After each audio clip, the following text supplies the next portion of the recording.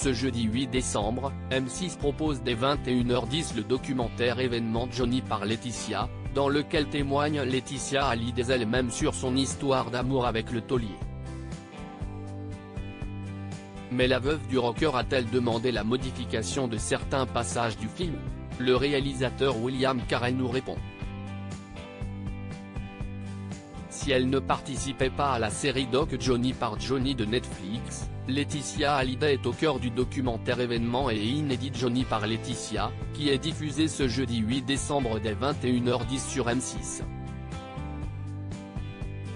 Après avoir trié 700 heures d'archives vidéo transmises par la veuve du très dépensier Johnny Hallyday, dont certaines pourraient donner naissance à un autre projet, le réalisateur William Keller en a tiré un film D1H30, auquel participent à leur manière Jade et Joy Hallyday.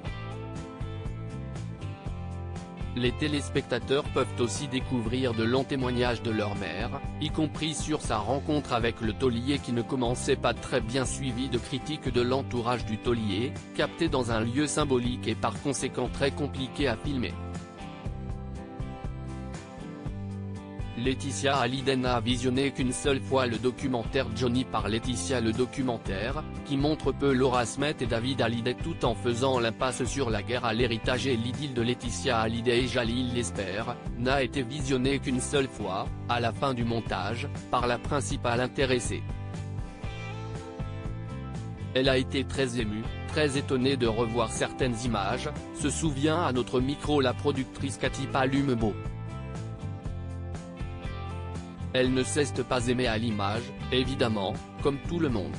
William Keller, réalisateur de Johnny par Laetitia, j'ai demandé à Laetitia Hallyday si elle regrettait des mots prononcés dans nos entretiens. Le réalisateur William Keller lui demandera de plus si des éléments du film la dérangent.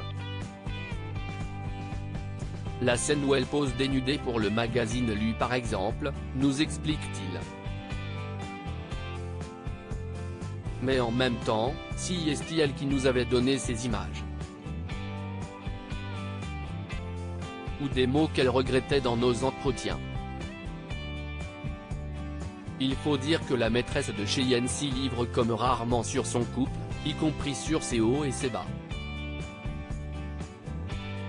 Mais Laetitia Hallyday, qui y revient aussi sur sa dernière fausse couche survenue à 5 mois de grossesse et les infidélités du rocker, tourmenté par des démons qui le rendaient agressif et violent, ne demandera aucune modification aux équipes du film.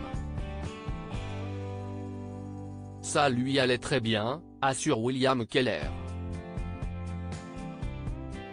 À lire aussi Johnny par Laetitia, on a vu le documentaire événement bientôt diffusé sur M6, et voici tout ce qu'il faut savoir.